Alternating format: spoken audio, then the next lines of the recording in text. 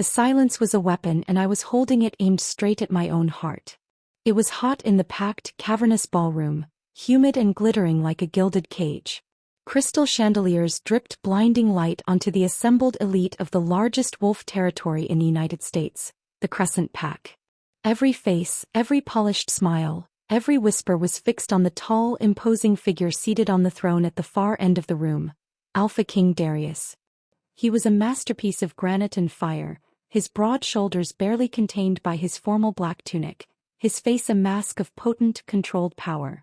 Even from this distance, hidden in the shadows by the catering station, I could feel the low, steady thrum of his alpha energy, a force so potent it made my hidden wolf tremble with a terror that was sickeningly close to recognition. Mate. The word. A phantom sound in a throat that hadn't uttered a voluntary noise in 5 years, sliced through my mind hot and sharp. I crushed it, shoving the treacherous instinct down under layers of practiced numbness. He wasn't my mate. He was my twin sister Cecilia's. Or at least that was the lie she had sold and the truth I had allowed. My knuckles were white against the silver platter I pretended to polish. My uniform was coarse, cheap linen, the uniform of a kitchen servant, a mute ghost in a castle full of powerful shifters who wouldn't look twice at me. My hair, usually honey blonde like Cecilia's, was dyed a dull, mousy brown, scraped back under a cap. My eyes, the only things Cecilia and I shared completely, a rare, startling shade of emerald green, were kept lowered. I was Eliza, the mute servant. And the man on the throne, the man whose scent was making the base of my neck ache with instinct, was the man I ran from. The fanfare began. Cecilia was making her grand entrance, descending the marble staircase on the arm of the pack beta. She was spectacular, of course. Her gown was a cascade of white silk and jewels, mine actually from the life I fled. She had my face, my eyes, my height, but she wore a brilliant, confident smile that had always been hers alone. Cecilia had always been the sun and I the shadow. Now she was ascending to the throne. I forced myself to watch as she reached the dais, curtsied with practiced perfection and took the Alpha King's hand. His hand. Strong, warm, lethal. The moment their skin touched, a jolt of painful energy, a raw, wrong vibration, ricocheted through the ballroom and slammed into my chest. Felt like a note played just slightly out of tune. Darius's face remained impassive, betraying nothing. He had met Cecilia a month ago. He was satisfied with the appearance of his fated Luna. He was satisfied with the political alliance this marriage would bring. He had no idea the beautiful woman before him was a manipulative liar, an empty shell who would use his power to destroy everything I ever loved. He had no idea he was marrying the wrong twin. The head priest stepped forward, his voice booming the ancient words of the claiming ritual. Alpha King Darius, do you accept this woman, Cecilia, as your fated Luna, to be bound by blood and bond for all eternity? I do, Darius's voice resonated, cold and absolute. Cecilia smiled up at him, her eyes bright with victory. My heart began to pound a frantic, desperate rhythm. It wasn't too late. I could still drop the tray. I could scream. I could break my silence, expose her and suffer the consequence, execution or banishment, but at least the right mate would be on the throne. But before I could move, a distraction erupted. A sudden, sharp noise from the high balcony where the rival pack nobility was seated. A flash of metal. A crossbow bolt, fast and deadly, was already flying. It wasn't aimed at Cecilia. It was aimed with chilling precision at the Alpha King's throat. Time shattered. The air seemed to turn to liquid. Before a single guard could react, before Darius could even flinch, my body acted on pure animal instinct, shattering 5 years of meticulous silence and pretense. The serving tray clattered, echoing off the marble floor. My disguise dissolved, not with a roar but with a silent, blinding, agonizing surge of power. I didn't run. I flew. In that microsecond of raw, terrifying exposure, as the whole world watched the mute servant suddenly move, I let go. The dark dye seemed to shed from my hair as I pushed the transformation. The familiar, agonizing crackle of bone reforming sounded, but it was muffled, internal, silent. I landed in a blur of white fur directly in front of the throne, shielding Darius just as the bolt slammed into my shoulder. The pain was immediate, absolute, and hot.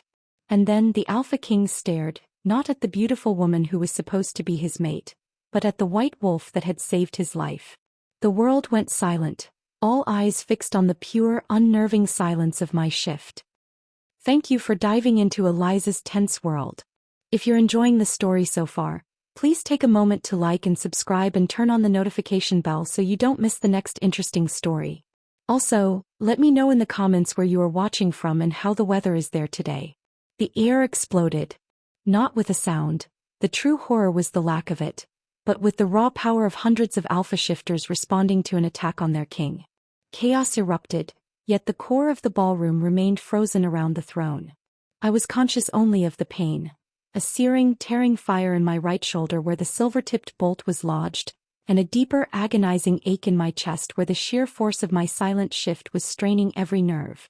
My transformation was never loud, never accompanied by the typical snaps and howls of a normal wolf. It was a terrifying, quiet unraveling of my human form, a feature so rare it was whispered to be a sign of a lineage long thought extinct. It was the very reason I had hidden. Now that secret was bleeding out on the royal dais.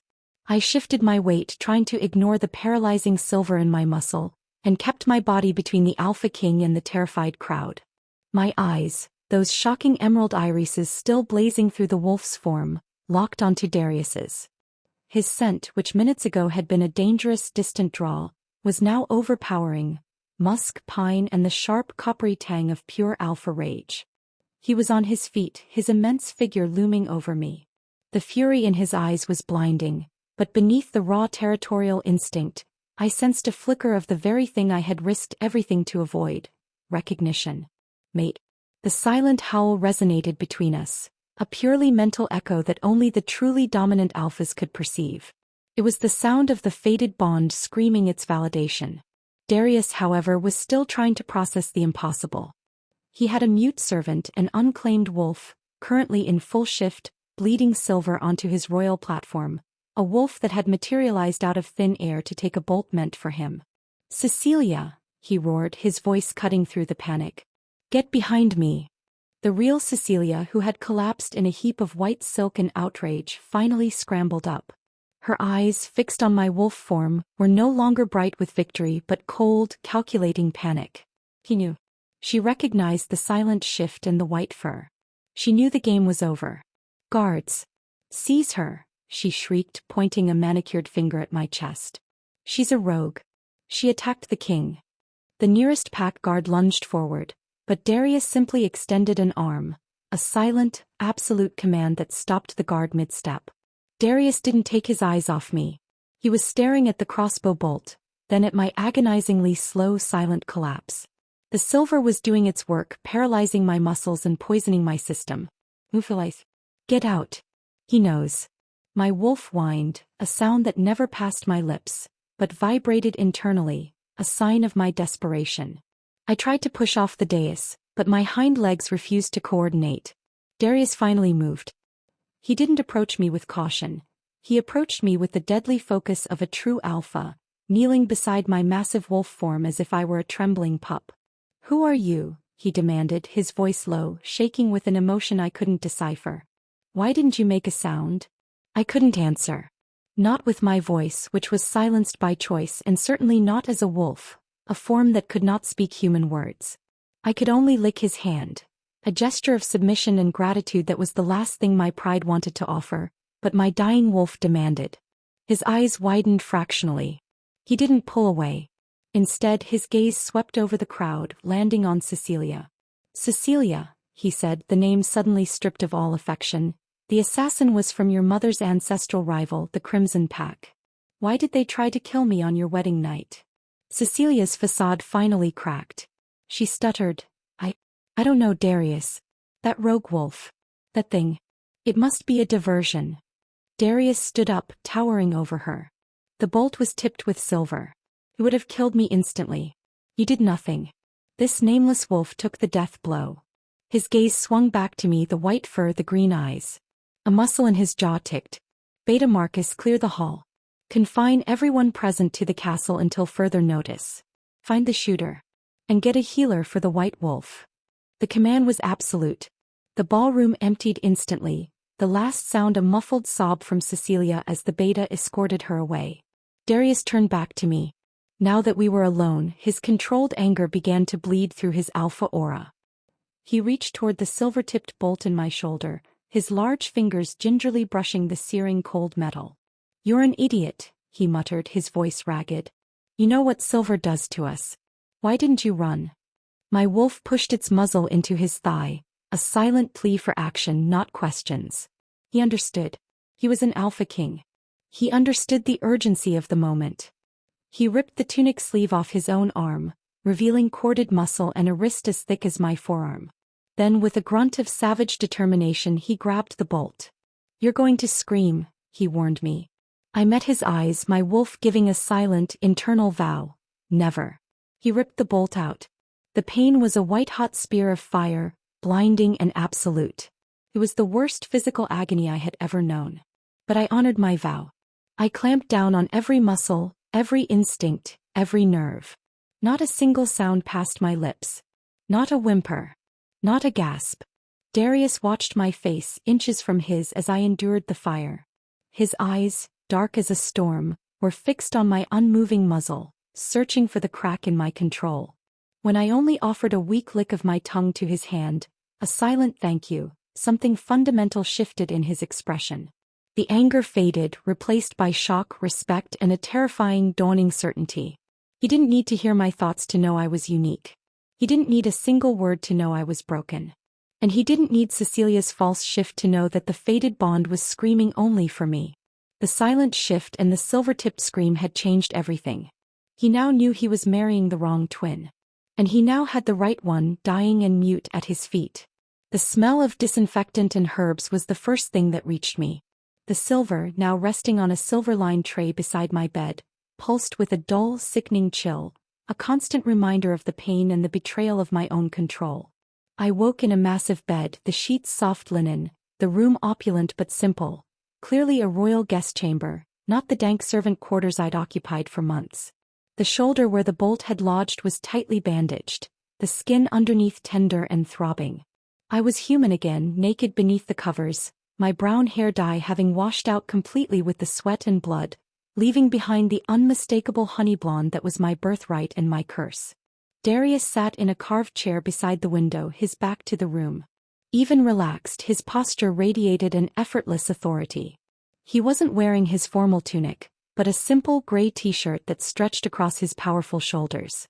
He wasn't looking at me but at the sprawling pack lands visible outside the glass, yet I knew the moment my eyes opened. He turned, his gaze sweeping over me with an unnerving, deliberate slowness that missed nothing. His eyes, the color of a stormy sea, lingered on my hair, then my throat.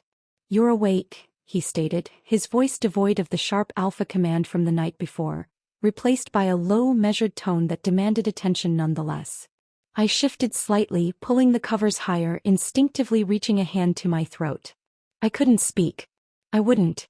The silence was still my only defense, the last sliver of control I possessed. Darius stood and moved to the edge of the bed, his presence immediately dominating the air, making my pulse jump. He held a glass of water to my lips. I took a cautious sip, my eyes fixed on his. "The healers worked on you all night," he said, setting the glass down. "They removed the silver and purged the poison. They commented on two things: your abnormal resilience and your lack of communication." He paused, leaning closer, his expression intense. "You are not mute. The healers confirm your vocal cords are intact. You choose not to speak." I remained still, offering nothing. I let my eyes convey only fatigue and pain. He sighed, running a massive hand through his dark hair. "I know who you are, Eliza." My breath hitched. My heart hammered against my ribs. It was a simple statement, but it carried the weight of a death sentence.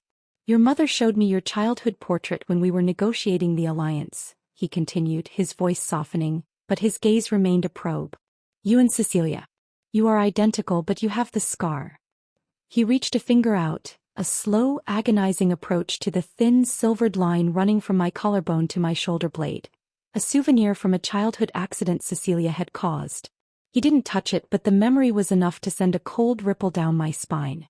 "Cecilia claims you are a rogue wolf who broke into the castle to attack me, only to be stopped by the bolt," he said, his voice flat now, quoting her lie. "She maintains you are the villain." I shook my head, A small, violent motion against the pillow, my eyes pleading with him to see the truth. And yet, Darius continued, ignoring my plea, she did nothing when a silver bolt was flying at her supposed mate. You, a servant, jumped in front of it. And when I ripped the silver out, a pain that would make a seasoned alpha howl, you made no sound. He leaned closer, the scent of pine and musk overwhelming. The silent shift. The emerald eyes. The silence. You're the one. You're the one the story spoke of, the legendary healer line of your pack. And you are my mate. I froze. He saw past the lie, past the disguise, past the false mate. The truth was out. The danger was immediate. Darius sat on the edge of the bed, the sudden dip of the mattress making me flinch. Why, Eliza? Why pose as a mute servant while your twin sister prepares to take your place, your title and your life? I grabbed the small silver notepad and pencil I always carried, writing furiously. She fled her destiny. He betrayed me. I returned to protect my people from her hunger. Darius read the confession, his face hardening. Cecilia fled nothing. She came here a month ago and presented herself as the rightful mate. She claimed you were dead. She lied. She intends to use your power to destroy our neighboring territory and seize its resources. She is only after the title. I wrote, the pencil scratching urgently. The neighboring territory is the Crescent's traditional enemy. Destroying them would stabilize the region, Darius countered, his alpha pragmatism surfacing. Why should I believe the mute sisters' scrawled accusations over the beautiful woman who willingly came to stand by my side? I threw the notepad down in a surge of frustration, unable to articulate the depth of Cecilia's manipulation. She hadn't just claimed my destiny, she had convinced him of the righteousness of her motives. Suddenly, a fierce, protective growl sounded from the doorway. Beta Marcus, a massive man with a perpetual scowl and a strong sense of honor, stood there holding a freshly killed deer. He looked at Darius, then at me, the unmoving white wolf, with suspicion and respect. Alpha King, Marcus rumbled, setting the deer down outside the door.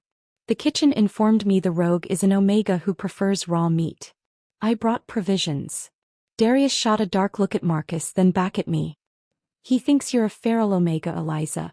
And he's right to question you. You jumped into my life with violence and silence. Marcus entered the room, his eyes sharp. Alpha King, the guards found a discarded cloak in the servant quarters. It was heavily scented with wolfsbane, meant to cover a powerful hidden scent, and silver woven into the lining. Marcus looked directly at me. A rogue who fights for the king but cloaks her scent with poison. That sounds like a contradiction. I had no choice. Marcus was perceptive and honorable. I snatched the notepad and wrote one last desperate line, handing it to Darius. I am your true mate. Ask her one question only. The one that exposes her deception. Darius took the pad, his eyes fixed on my green gaze. He read the line, the gravity of the challenge settling over him. He looked at the door. Marcus, bring Cecilia to the throne room. No. Bring a chair for the white wolf. The game was no longer being played in the shadows. The price for truth was about to be paid, and if I failed, the execution would be swift. I was brought to the throne room on a stretcher, wrapped in thick blankets, my body weak but my mind razor sharp. The pain in my shoulder was a dull, persistent ache. A fair trade for the spotlight now fixed on my treacherous sister. The stretcher was positioned near the dais, granting me a full, unobstructed view of the stage where the deception would finally be unveiled. Alpha King Darius sat on the throne, his posture rigid. His emotion was a confusing cocktail of alpha authority, simmering rage, and a deep-seated vulnerability that the mate bond, even muted by distance and my silence, allowed me to perceive. He looked utterly betrayed. He had been played not just by an ambitious woman, but by a lie that had placed him in danger and threatened the stability of his pack. Cecilia was brought in by Beta Marcus. She wore a simple high-collared gown now, less bridal, more defensive. Her golden hair was perfectly styled, her emerald eyes wide, brimming with tears she had summoned for the occasion. Her entire demeanor was a practiced study in wounded innocence, the perfect antagonist rival trying to secure her position. Darius, my love, she cried, rushing toward the dais. I'm so relieved you're safe. That rogue, that thing, it must have been sent by the Crimson Pack to cause chaos. Darius did not stand. He did not move. His silence was colder and more absolute than my own. "Be seated, Cecilia." She faltered but quickly composed herself, sitting on the ornate chair designated for the Luna to be, directly in front of the throne. She shot a quick venomous glance at me, stretched out on the floor like a wounded animal. I met her gaze and she quickly looked away. "I called you here, Cecilia, because there are discrepancies," Darius began, his voice slow and heavy. "The rogue wolf, the one you claimed attacked me, is alive though grievously wounded. We found evidence of a wolfsbane cloak, silver, and a carefully maintained scent suppression." Cecilia's tears intensified. "Of course, my king. A desperate rogue fleeing detection. They must have seen the chance to kill you and blame the attack on a rival pack. Please, don't let this beast distract you from our union." Darius waited for the full performance to play out, his patience chilling. When she finally finished, wiping a dainty tear from her cheek, he spoke one word. "The scar." Cecilia blinked. "Pardon, my king?" "The silver scar on the chest of your twin sister Eliza," he clarified, his voice sharp. "It's a unique mark, documented in the lineage records your father sent. It's the hallmark of the healer bloodline, a sensitivity to silver that dates back generations." Cecilia's hands, resting delicately in her lap, clenched into fists. "Yes, Eliza had that. A dreadful mark from a childhood accident. Why does that matter now, my king? Eliza is dead. She was killed 5 years ago in the border skirmish." "Is she?" Darius challenged. "Or did she flee? Did she choose to hide, fearing the responsibilities of the throne, and leave her ambitious twin to take her place?" This was it. The moment I had hoped for, the single truth that would shatter her elaborate lie. I focused on Darius, mentally screaming the question I had scrawled on the notepad in the guest room. Darius inhaled, his eyes now fixed on me, the wounded white wolf, as if drawing strength and certainty from my silent, burning gaze. He turned back to Cecilia. "Cecilia, you presented yourself as Eliza. You claimed to be my fated mate. A true mate bond is not merely a biological fact. It is a profound mental connection. When I met you, the only thing that spoke to me was your beauty and the political leverage you offered." He leaned forward, his massive elbows resting on his knees, his stare unrelenting. "Tell me, Cecilia, what is the name of the place we met as children? Not the packland, not the territory. The specific place where our mothers introduced us, and where we exchanged the childhood trinkets we were meant to keep as tokens of our future bond." Cecilia paled. Her composure evaporated. This was the question of the token of the bond, a tiny piece of knowledge only I, the true Eliza, would ever know. It was a secluded, secret spring near a dead-end logging road, a place our mothers had designated sacred. Cecilia, always disdainful of history and sentiment, had never paid attention. The great hall, my king." "Of course," she stammered, scrambling. It was a formal introduction. Darius closed his eyes, a flicker of pain crossing his face. "Wrong. The great hall was where we left each other. We met in a private place first." Cecilia tried another tactic, her voice rising in frantic desperation. "It's been years, Darius. Who remembers these childhood details? The blood bond is what matters. I am here. I am the one ready to be your Luna." Darius stood, his full height dominating the room. The alpha power that had been subdued finally erupted, a sonic boom of dominance that forced Cecilia to cringe back in her chair. "The white wolf lying on the floor is the one who took the silver meant for me. The white wolf lying on the floor has the silver scar. The white wolf lying on the floor is mute but screamed its identity and bond in my mind when I pulled the silver out." He walked slowly toward me, stopping just beside my stretcher. "And the white wolf lying on the floor is the one who gave me the answer to the only question that matters. That the specific name of that spring is the Whispering Dell." Cecilia gave a strangled cry of raw, absolute failure. "No. I am your mate. She's a liar. A thief. She's the one who was always jealous." Darius reached down, his large hand gently cupping my chin. His eyes, fixed on my emerald gaze, were full of a devastating clarity. "I found the other twins' journal in the servant quarters, Cecilia. It details your plan to use the Crimson Pack's assassination attempt as a way to destroy them and seize their territory, ensuring your authority over me." His voice was lethal now. "You did not flee your destiny, Eliza. You fled a monster." Cecilia jumped out of the chair, shrieking, "You can't do this. I am the Luna. He's a rogue. She attacked you. Darius didn't even look at her. He spoke to Marcus, his voice vibrating with absolute authority. Beta. Confine the supposed Luna. Charge her with treason, conspiracy to commit murder and fraud of the throne. Her claim is nullified. As Marcus and 2 guards swiftly escorted a hysterical flailing Cecilia away, Darius knelt beside me again, his alpha aura dropping to a warm, gentle presence that was just for me. You saved my life, Eliza, he murmured, his thumb gently stroking my cheek.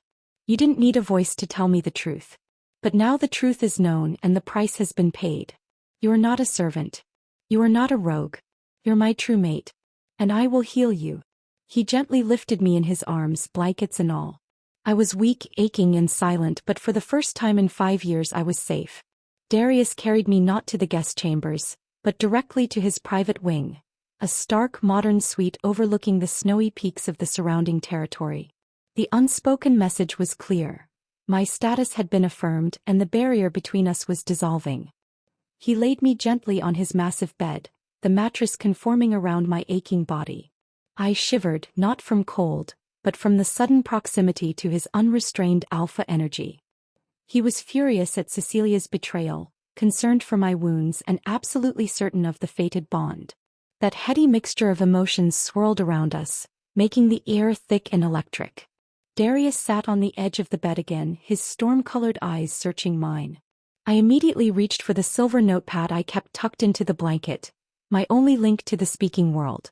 Cecilia. Where is she? Will she be banished? I scrawled urgently. The thought of my twin who shared my blood and my secrets, now plotting her next move, was a poison more effective than silver. Darius took the pad, glancing at the words. She is in the deep holding cells, charged with fraud, conspiracy and attempting to destabilize the pack. She told the guards she is you, Eliza, and that you are the rogue trying to steal her life. He crumpled the pad in his hand, his eyes demanding full attention. She will be judged by the council, but under my authority she will not be freed. He then did something completely unexpected. He leaned down, his voice dropping to a low, powerful murmur that vibrated through my chest. Stop writing, Eliza. I need to know why you ran. Not just to escape Cecilia. I need the deeper truth. The true barrier between us is not your sister but your silence. My heart hammered. He was asking for the reason behind the mute disguise. The ultimate defense I had constructed against a world that feared my true lineage. I shook my head violently, the silent plea clear. I can't. Darius sighed, but his face softened. He reached for a small vial of thick amber liquid from the bedside table. This is a healer's draft. It will cleanse the last traces of silver from your system and put you into a deep healing sleep. I will administer it, but first I will tell you a secret of my own. He paused, staring into my eyes. The silence of your shift. It is not just rare, it is prophetic. The last white wolf with the silent shift was a legendary Luna. It meant she carried the hidden power to command not just wolves, but the elemental forces of the mountain itself. When you took that silver bolt, Eliza, my wolf felt not just the bond but the activation of that ancient power. He held the draft to my lips. The real reason I did not acknowledge the bond when I first met Cecilia is because I sensed no power in her. She was an empty vessel. You, my mate, are a volcano. He gently tipped the vial, forcing me to drink. The liquid was thick and earthy, quickly dulling the throbbing in my shoulder. My eyelids felt heavy instantly. As sleep dragged me down, Darius placed his hand over my wound, his alpha energy surging into me, warm and immense. Rest now, little white wolf, he commanded softly. When you wake, the fear will be gone, but the power will remain. And your silence will no longer be enough to protect you from me. I woke to the deepest calm I had ever known. The alpha draft had worked its magic, not only healing the external wound but quieting the constant internal anxiety that had been my companion for 5 years. I was still weak, but the bone-deep exhaustion was gone. Darius was gone too, the room empty save for the gentle flicker of the fireplace. I sat up slowly, testing my strength. It was immense. The residual silver was entirely purged, and the sudden influx of alpha energy from Darius's healing touch had strengthened my core wolf. More than that, I could feel the presence of the mountain itself. It was a faint humming vibration, a deep resonating sound that the legendary white wolf lineage was said to command. It felt like being connected to the earth's own heart. The hidden power was awake. The silence of the room was immediately shattered by the heavy tread of boots. Beta Marcus entered, his face grave. He still viewed me with a mixture of suspicion and grudging respect, but there was no outright hostility now. "The Alpha King commands your presence," Marcus rumbled, standing back from the bed. "The council has convened regarding the treason charges against Cecilia. Your testimony is required, White Wolf." I nodded, swinging my legs over the side of the bed. I found a simple tunic and thick trousers laid out for me, clothes clearly chosen for utility, not display. As I dressed, Marcus observed me carefully. "You saved the Alpha King's life," he stated, his arms crossed over his chest. "But your past remains a dangerous void. The council is already wary of a mate with unclaimed power and a mute tongue." I reached for my notepad, but he shook his head, his hand stopping mine. "No more writing, Eliza. The council needs proof of loyalty, not scribbled notes. They need to see a future Luna worthy of the throne." He waited until I was fully dressed, then nodded toward the door. "The path to the throne is not through silence. It is through truth. If you truly possess the hidden power, you will need to use it. Now come. The fate of the Crescent Pack and your sister awaits." The walk to the council hall was a gauntlet of curious stares. Guards, nobles, and healers watched the mute, recovered twin walk past, the silent scream of the White Wolf's reveal still echoing in the pack's collective memory. We entered the hall. It was circular, dimly lit by torches, the air heavy with the scent of age and authority. Darius sat at the head table, his face unreadable. Cecilia was seated opposite him, looking utterly defeated but still venomous. The council, a group of older, conservative wolves who controlled the pack's legal and economic resources, sat in an arc, their expressions wary. Marcus escorted me to the witness stand. I faced the council, my gaze sweeping past Darius, past the beta, and finally settling on Cecilia. "Eliza," Darius spoke, his voice ringing with authority. "The council demands to know your defense. Why did you allow your sister to impersonate you for 5 years? And why did you hide in our kitchens as a mute servant?" I took a deep breath, preparing to scrawl my answer. But then I looked at Cecilia. I saw the triumphant sneer she was preparing, waiting for me to struggle with the pencil, to look small and weak before the council.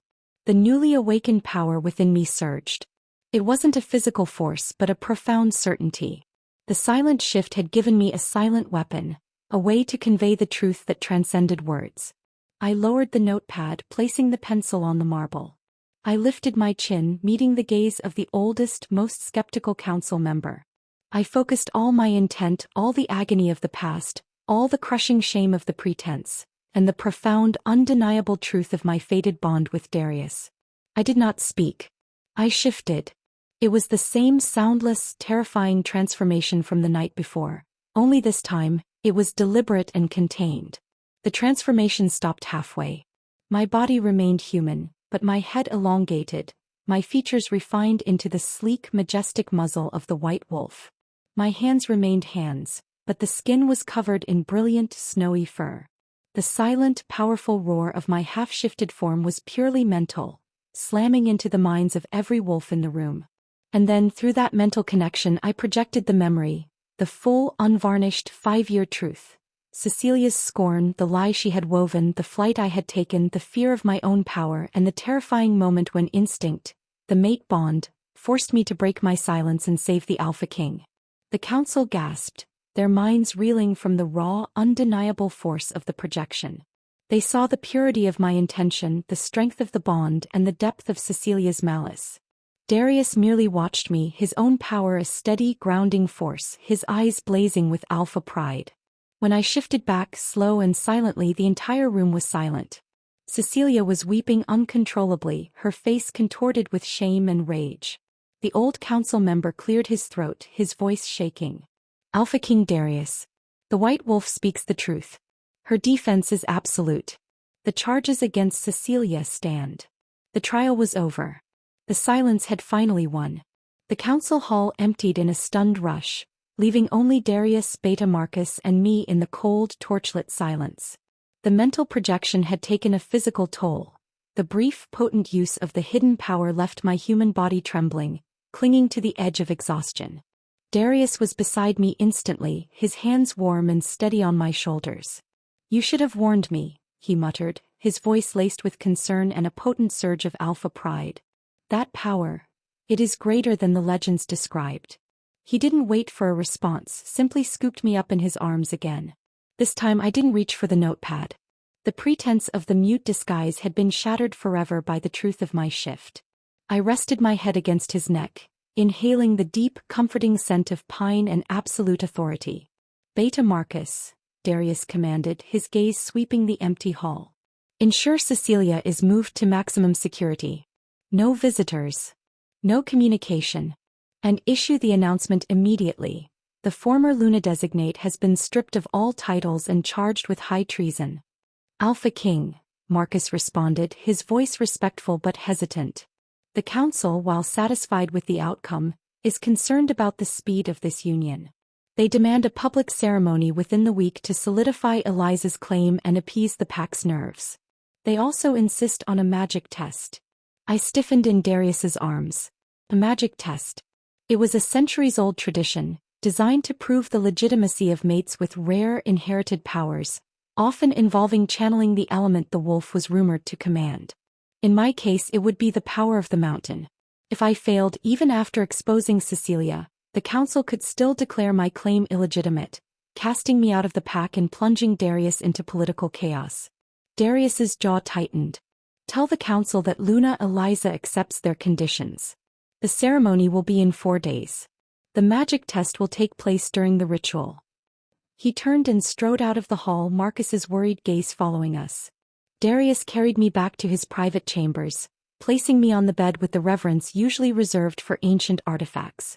He began gently massaging the muscle around my wound, helping to circulate the power and soothe the residual ache. "You have given up your voice for 5 years, Eliza," he said, his focus on my neck, where the mating mark should be. "You have paid the price for your freedom. Now you will receive the payment for your truth." I reached up, my hand trembling, and touched his cheek. I wanted to tell him everything. The fear of the power, the pressure of my pack's history, the relief of finally being seen. But the muscles in my throat and used to speech spasmed. A weak, reedy sound escaped, quickly followed by a cough. Darius stopped his work, looking into my eyes. "Don't force it, my love.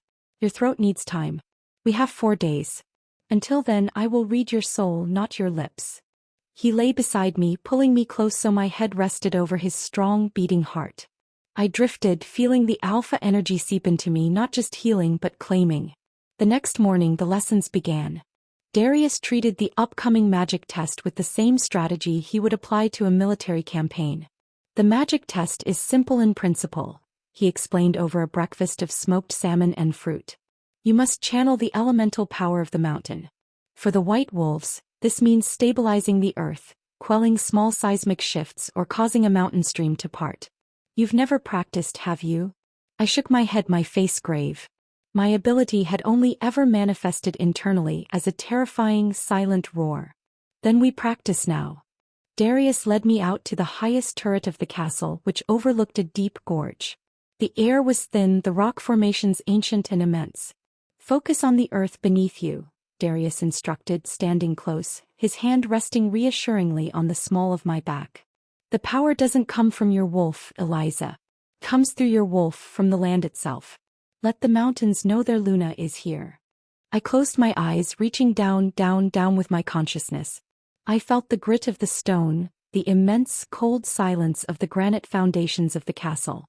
I pushed, channeling the latent power that had surged during the shift. Suddenly, a massive, jagged boulder on the opposite side of the gorge. A boulder that had been stable for centuries, cracked with a loud, grinding sound and slid a few feet down the cliff face. I gasped, my eyes snapping open. The force had been terrifying, uncontrollable. Darius, however, was grinning. A raw, triumphant smile that made his alpha energy spike. "Not bad for a first-try little volcano. You almost caused a landslide. Now channel that same energy but pull it inward. Ask the mountain to be still." We worked all day, every day leading up to the ceremony. I managed tiny victories, quelling a ripple in a small stream, sensing the tension in the earth before a minor tremor, and controlling the involuntary urge to shift when my frustration peaked. The power was immense, but it was raw, unrefined, a magnificent, silent beast I had yet to tame. The constant physical proximity and mental connection during these intense lessons solidified the mate bond rapidly. Darius was no longer just the powerful Alpha King. He was my anchor, my guide, the only being who saw my true power and demanded I embrace it. His constant, gentle claim was a silent promise of forever.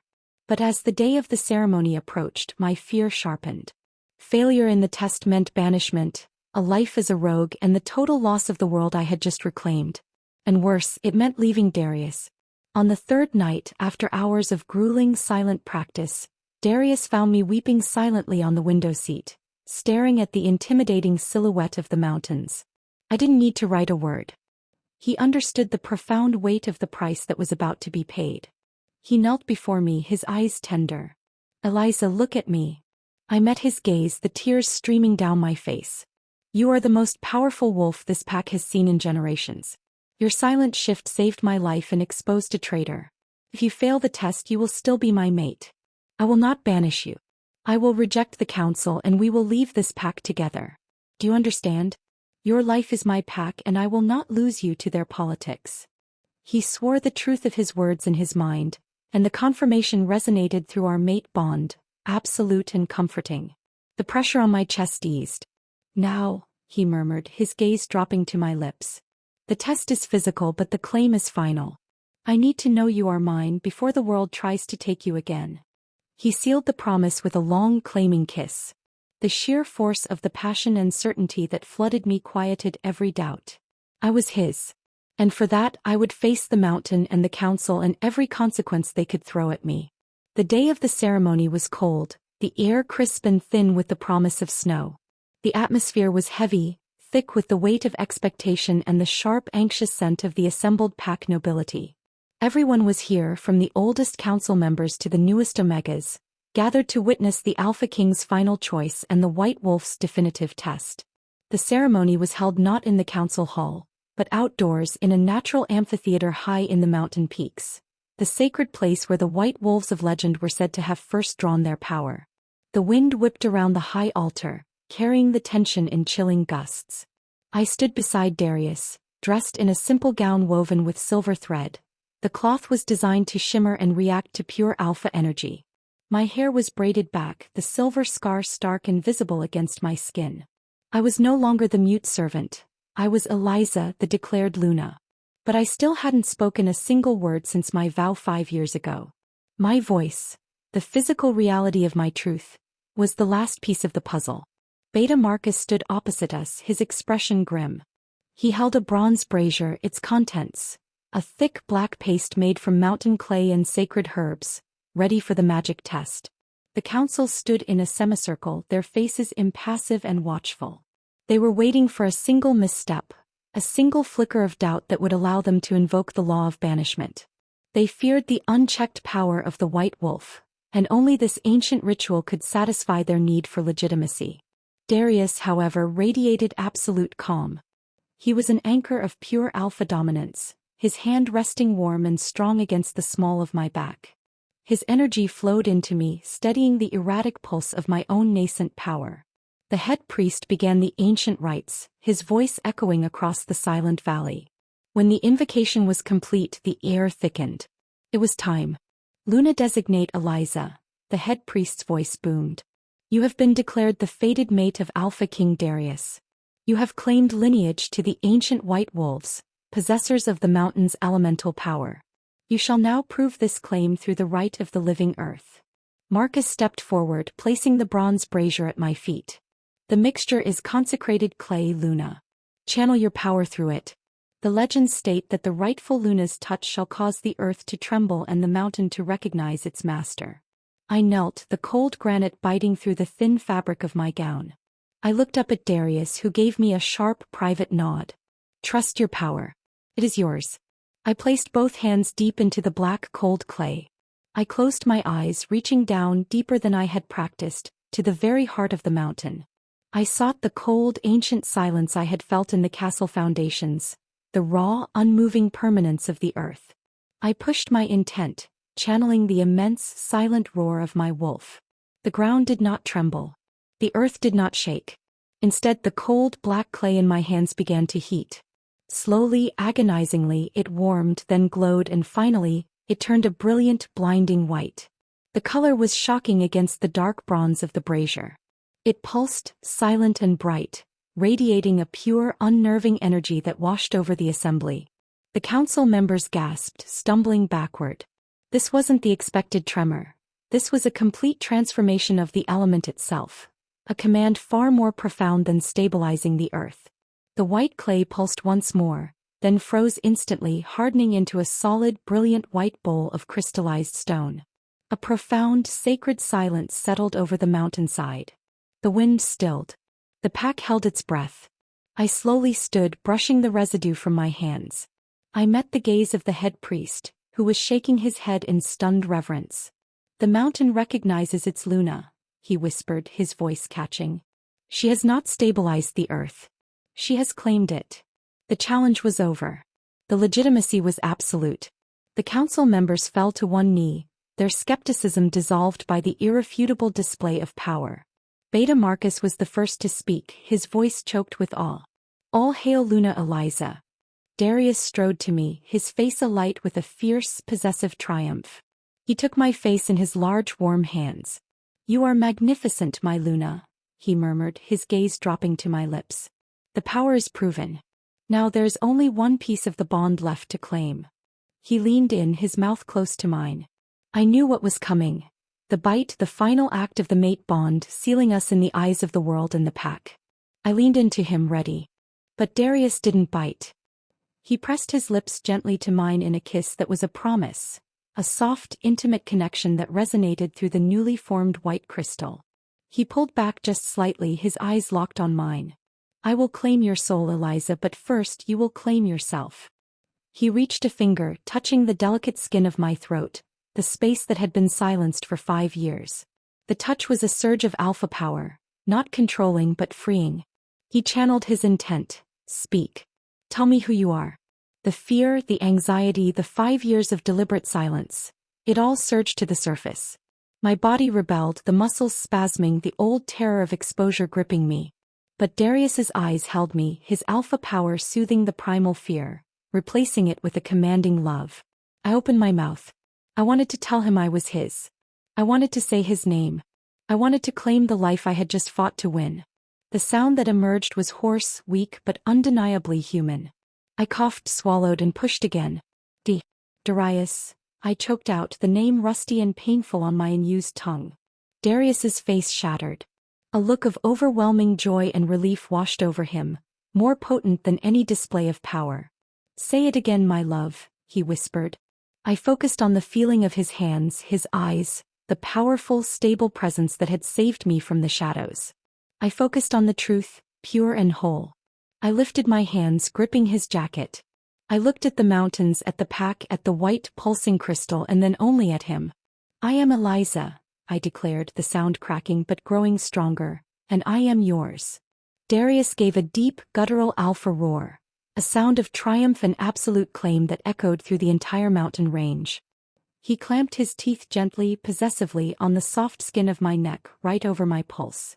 The pain was immediate, absolute, and sweet, a final lock snapping into place. The bond flared, no longer silent, but screaming with mutual, undeniable love. The pack erupted in cheers, the sound rolling across the valleys. The ceremony was over. The Luna was claimed. The silence was broken. 6 months later, the mountain air still felt crisp, but the chill of fear had been replaced by the warmth of home. Darius and I stood on the same turret where we had first practiced my powers. We weren't practicing today. We were watching the first spring flowers push through the retreating snow, a gentle, silent confirmation of the stability and peace we had fought so hard to secure. Cecilia was serving a life sentence, banished from the Packlands and living in a remote, heavily monitored prison facility, stripped of her wolf and her name. She was no longer a threat. Luna Eliza was still silent sometimes. The words came now, freely and fully, but I had learned the power of choosing when to speak and when to let the sheer force of my presence, or the undeniable weight of the mate bond, speak for me.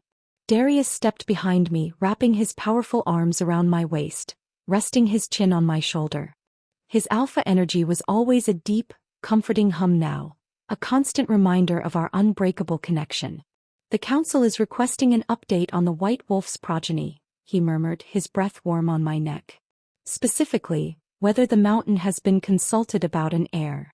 I smiled, laying my hands over his. I didn't need words for this. I projected the image. A tiny sleeping wolf pup, white as snow, its small chest thrumming with the quiet, profound power of the mountain. Darius chuckled, a deep, joyful sound. Well, that settles that little volcano. We have our heir. He kissed the silver scar on my shoulder, the mark of my old life, now a symbol of my strength. I leaned back into his embrace, finally feeling whole. I hadn't just reclaimed my life. I had claimed a destiny more powerful than any I had fled. The price of silence had been paid and the reward was absolute. Thank you so much for reading Eliza's journey. I'm truly curious to hear your thoughts. Which part of the story did you find the most intriguing? Was it the moment Eliza chose to break her silence with the half-shift during the council hearing, or the terrifying but beautiful display of power when she turned the black clay white during the magic test? And what do you think Cecilia's final thoughts were when she realized Eliza was the only one who knew the secret name of the Whispering Dell? If you enjoyed this story and the emotional journey of Eliza, please remember to like and subscribe. Your subscription is a profound support for me and this young channel as we continue to grow. It truly means the world. I'll see you in the next interesting story.